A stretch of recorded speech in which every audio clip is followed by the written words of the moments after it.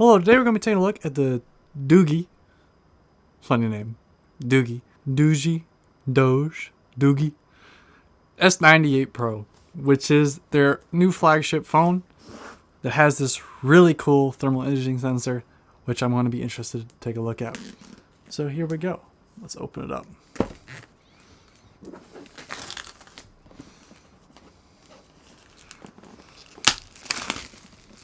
This is currently, at the time of this video, unreleased.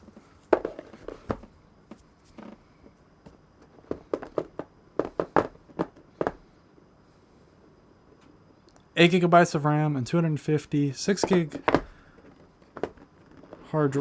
storage. And here's what we've got. We got the phone itself, which interestingly enough looks very similar to their other style phones, and stuff. That very nice thermal imaging sensor. See if we can turn the sucker on. It's booting up. Hopefully I just didn't do the screen protector. Okay, let's check out this thermal imaging sensor while using the app.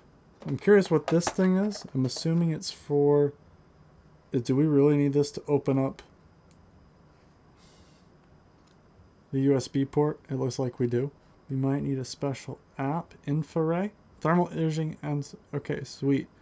So we have the thermal imaging app. Oh, wow.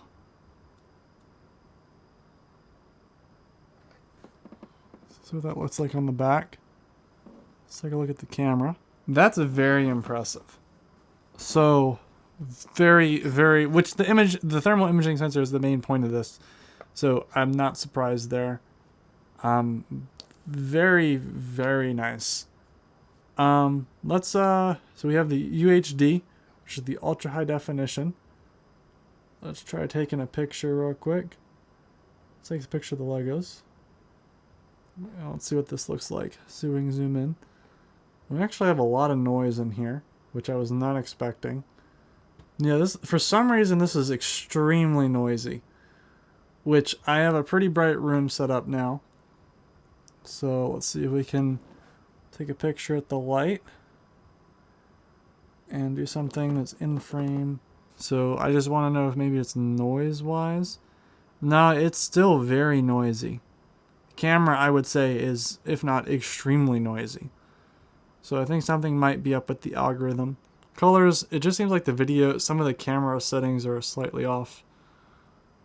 Honestly, the thermal imaging sensor is pretty dang impressive though. So I gotta give credit where credit's due. It's very nice. So yeah, you can see what degree something is, which everything's pretty much room temperature. And then you can go to something that's like, yeah, the hottest things in the room. It's pretty nice, actually. I've been messing with the phone for a bit. I like it a lot, but I do have some notable concerns about certain parts of it. The major first one, of course, is going to be the position of the fingerprint sensor. I find it's very awkward. And by awkward, I mean whenever you go to grab the phone, or you're just holding the phone, and you have your hand on it, you're usually not trying to just, you're just grabbing it. However, the fingerprint sensor recognizes that, and then it turns on. So, in normal day use, you end up having the phone end up being locked. You can't use the fingerprint ID because, you've tried so many times. But there's not really a super convenient way to grab it, because just by, holding it like this, you activate the fingerprint sensor. Now, that's not to say, you go to pick it up. I usually don't pick it up by the buttons. I pick it up by the flat area, and that's also right in the flat area. So that leaves only a very small area for you to actually be able to pick it up and grab it. So in comparison, you have the other Doogee phone, which I believe this is the Doogee V20, and the fingerprint sensor is actually on the button, which I think is an infinitely better idea, because then you can just open it up. It's not super inconvenient. You wouldn't have, you can go grab it and not activate it. So I think the built into the start button is much smarter than having it down here, which basically requires you either to register the bottom part of your thumb as the fingerprint reader, or for the fingerprint reader. So let's talk a little bit about features for this phone. So the biggest one for me is the camera, the infrared camera. It's what's almost the main selling point of this. I mean, if you get this phone, I think infrared is something that you should be kind of looking at.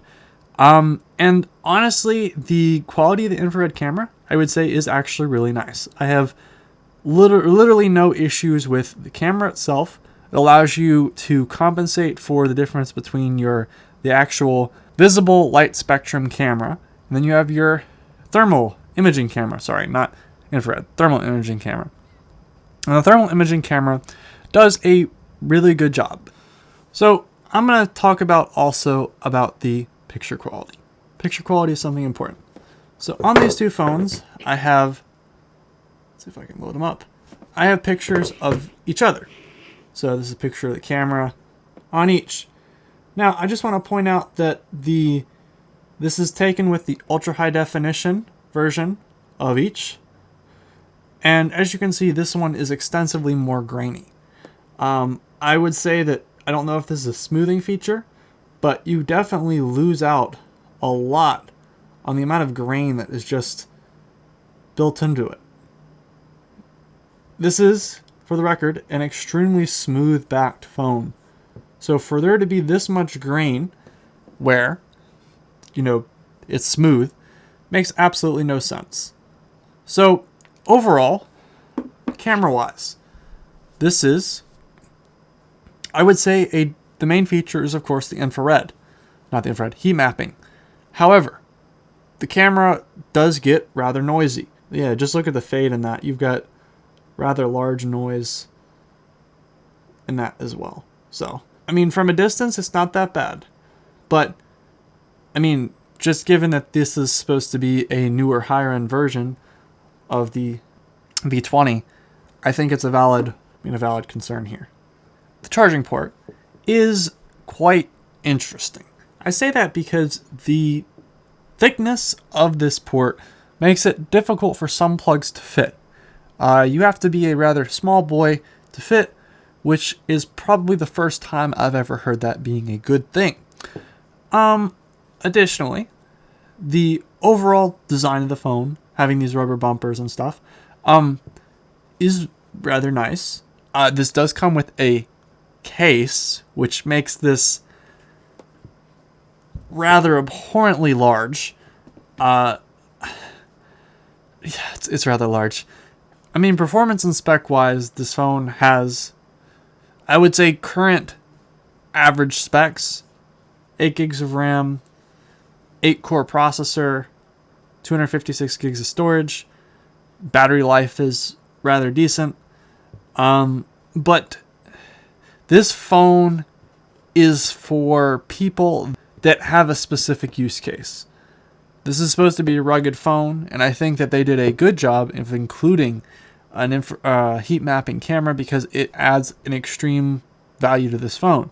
If you're someone that's just trying to use this for work, which is trying to get heat maps, rescue operations, stuff like that, this is something that instead of having to carry a heat mapping camera, you can go through and carry this and have all the same features. And arguably, for those kind of circumstances, firefighters, etc., you're going to have the case built in. It's more of an all-in-one solution, which I think is a great thing. However, the camera, I find it difficult to make the justification for this phone for the average consumer that's just trying to play games. You are specifically buying for the infrared feature of this phone, which is rather good, thankfully. Camera, I say, is definitely second, and therefore not the best. May be able to be fixed with algorithm changes into the camera algorithm, but for the most part, it definitely does need some help with the noise. Definitely, especially with that ultra high resolution. So, also, positioning of the fingerprint sensor should have, quite simply, the easiest way to say it, should have been done as the power button. It saves the space, especially when you're grabbing it and you're not constantly triggering the phone as well. Also, there was no screen on the back. I feel like this one is a lot more consumer, the V20, whereas this one, the S98 Pro, is for professionals, but the professionals that they're reaching is not what I would call... The professionals that they're reaching is not who I would call your average professional. They're working people in, I would say, EMS, emergency operations. So this might be something that company might go out and buy a bunch of, or some city might buy a bunch of these phones.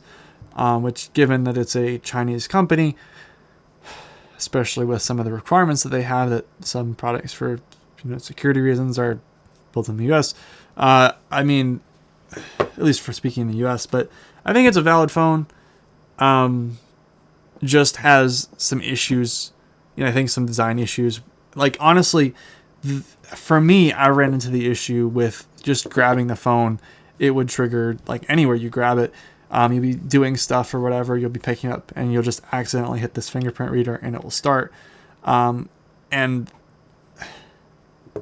yeah, that's actually a rather large problem. And then the camera on top of it. And for, the thermal imaging is great. The infrared is rather decent. Except I don't know why half of them is only lighting up when you turn it on. But the camera definitely is just disappointing, given that it's a 48 megapixel camera. So thank you for watching. I hope you had a wonderful day. And check out the channel for other cool tech-related news, reviews, and videos.